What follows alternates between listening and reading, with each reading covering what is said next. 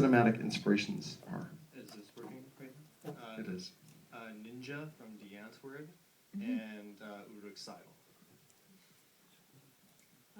I really like Andrea Arnold's work and Lynn Ramsey's work, and more recently Cleo Barnard's work. They're all women from Britain who kind of make British realist dramas. Yeah. I don't really have any directors that specifically influenced my own work, but I just love the work of Hitchcock and Kubrick and Orson Welles, and recently PTA and David Fincher. So. I think best example would be last year I went to San Francisco to see Napoleon by Abel Gance, and that really helped convince me to make this film because it was just almost stupid in its ambition. It was just the most ridiculous 6-hour epic of throwing everything out the wall I've ever seen, and it made me go, man, that's cool. Okay. I like a whole bunch of directors. Actually, hi. But you know, I don't know. I mean, I like old Spike Lee, but I like Capra too.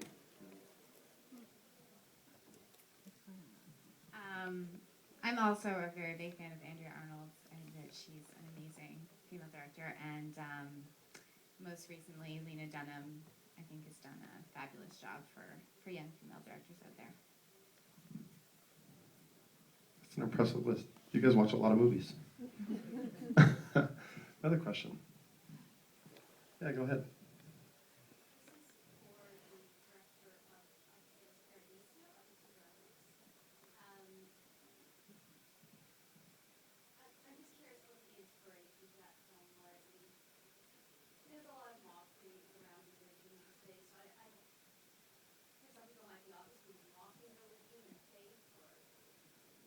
Well, it came... I'll repeat it just for those that didn't hear. So questions for Devan and Paradiso, and what your approach was to tackling religion and the story, what you're trying to approach with it. Well, ironically, the idea came while I was shooting a documentary in a monastery, Westminster Abbey in Vancouver. I ended up living with monks for 3 days, and I was never religious growing up, but it really moved me how seemingly content they were and happy, and how actually, honest with themselves they were about their life. And but on the other hand, it got me thinking, if God existed, I'd be really screwed. And it's sort of I think this film ended up being kind of I wrote it in about a weekend before it got fixed by several parties, and it ended up I think being this kind of expression of my own idea of the universe as this indifferent beast, where you're either in an atheistic universe you're subject to this indifferent, cold vastness of nothingness, and in a theistic universe, I thought the only logical outcome of that was sheer autocracy. So it's sort of I guess it's a work of existentialist dread.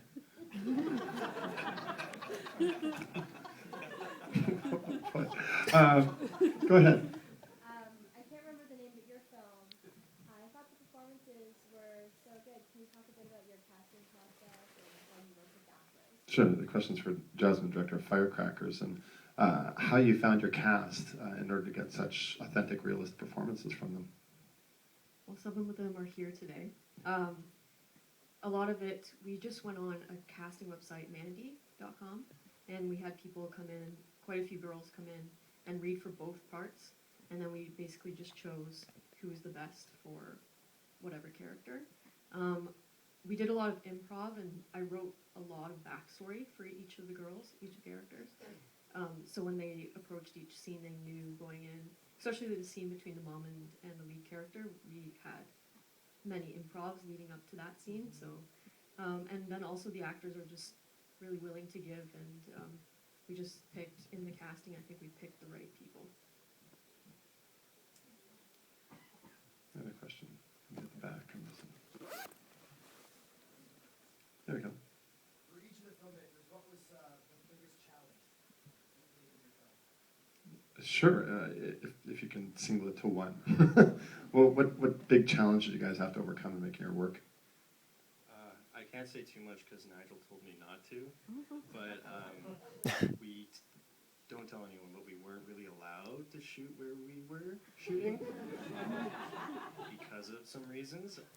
And so we had to get a lot of duvetine and block rooms off and follow certain people that might, if they saw us, kick us out. So the challenge was locking down the location so that we could shoot the movie that I wanted without getting sued. I think our biggest challenge was just going to each location. We had 4 different Ontario locations, and they were all over the place in Ontario. So taking all the crew there, the cost of that was the biggest challenge. Yeah, I think for us it was, I think Neil can attest to this, shooting long scenes outside in Vancouver where the weather's changing like 3 or 4 times in an hour. So it's just a nightmare when you don't have like giant 16K lights to fix fix the continuity. So just trying to plan every shot intricately so that we didn't lose light here, and then so it was a little difficult that way. 16 goddamn locations. It's same. Ours was the weather, and I'm from Nova Scotia, so we're used to weather. Like it rains one day, it's sunny the next day, and then in the middle of the summer it's like gotcha, and it starts raining again. But during our shoot, we had snow, rain, sleet, hail, probably like a tornado, hurricane. It kind of all happened within the same day. So it was bizarre. So it was within like 5 seconds in the continuity of this where. So that was tough to work around. But we did, I guess. I'll never complain again or brag about being like, I'm from Nova Scotia. You guys should be complaining about the wet.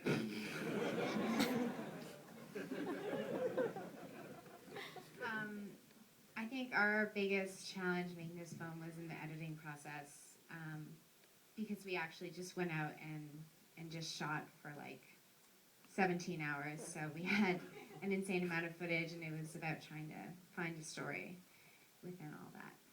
So it was a true layover film. You just like landed, shot, brought it all back. Yeah, well, I wasn't actually on a layover, but yeah, pretty much. Could have been. Yeah. Yeah, go ahead. This question is for Jordan, and I was wondering, because I saw that you wrote and directed and starred in the film with the other co-stars. How did that, you guys start writing it together, and then how did that kind of work?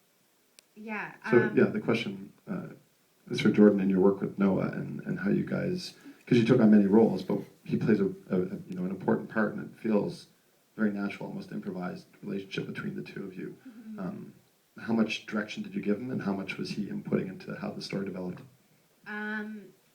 Yeah, so basically I had outlined what we wanted it to be, and then Noah and I improv'd all of it. So he was actually a huge proponent in the writing, probably more so than I was.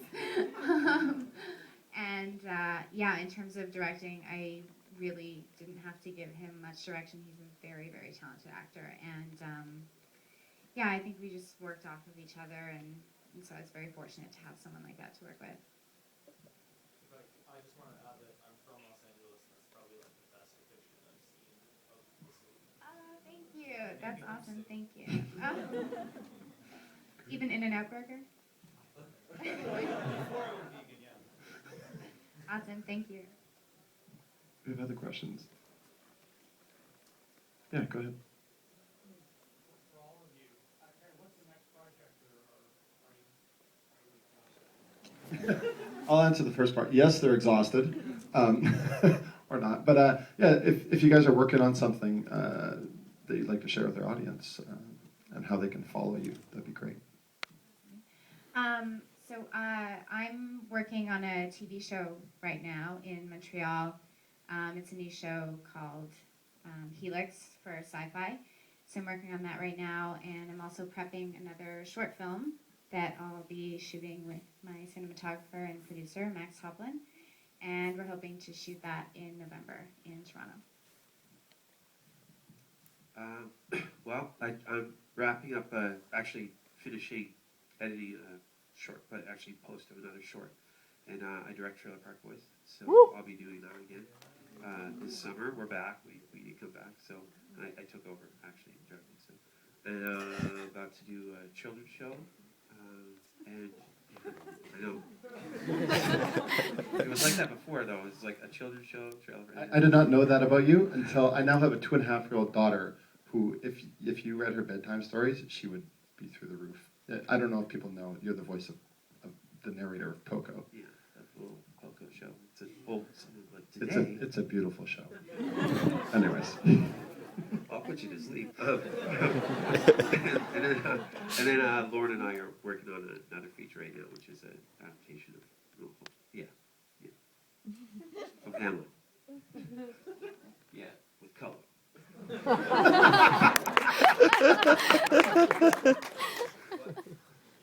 I guess the first up project is I'm going to be shooting this dude's grad film, Will's, and it's a black and white film shown entirely in little vignettes that punch holes through a black screen about a woman who suffers memory loss.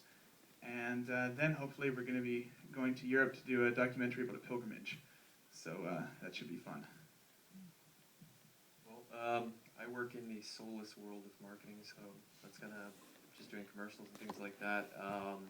But as far as a labor of love, my friends and I are kind of getting together to work on a feature here in the next year or so.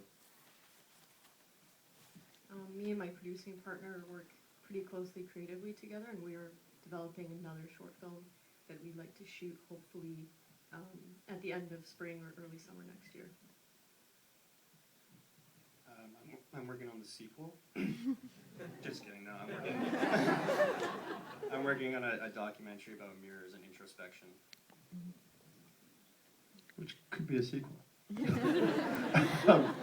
have time for a couple more questions. I'm missing it on that side. Group. Oh, there we go. On the corner here. Go ahead.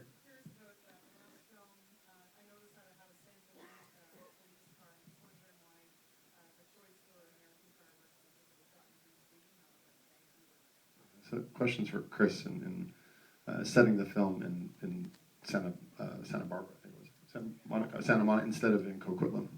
Well, being a short film and taking what we can get, that happens to be one of the only cop cars available for us. So we couldn't bring a real cop on set without paying him $100 an hour. So we had to use that picture car, and it happened to be Santa Monica. Because we are from Vancouver, probably like 90% of the stuff that's shooting there is just trying to make it look like anywhere else but Vancouver. So that's kind of like what we had available. But we were fine with it because it happened to be in the middle of summer, and we kind of worked it out that it looked kind of like a suburban Northern California area. But yeah, you can go for Santa Monica, I guess. Time for a final question. I want to point something out if I didn't earlier. Did I mention our films are on YouTube? No, I'll repeat it now. It's a new initiative this year. Many of our short films, of our 39 films in the festival, after their premiere, which you saw tonight, they're available the following day on YouTube. So I think about 16 or so of our shorts are already online. Some are taking off. One of them went up a couple days ago. It's already, I checked just before coming in, at 270,000 views. So yeah, if you like these films and you want other people to see them who aren't in Toronto, go online to the TIFF channel of YouTube and check them out. Let people know how fantastic the short films are in this country so we can spread the word even further. I'm so glad all of you could join us and share your films with us. Thanks to all of you for coming tonight.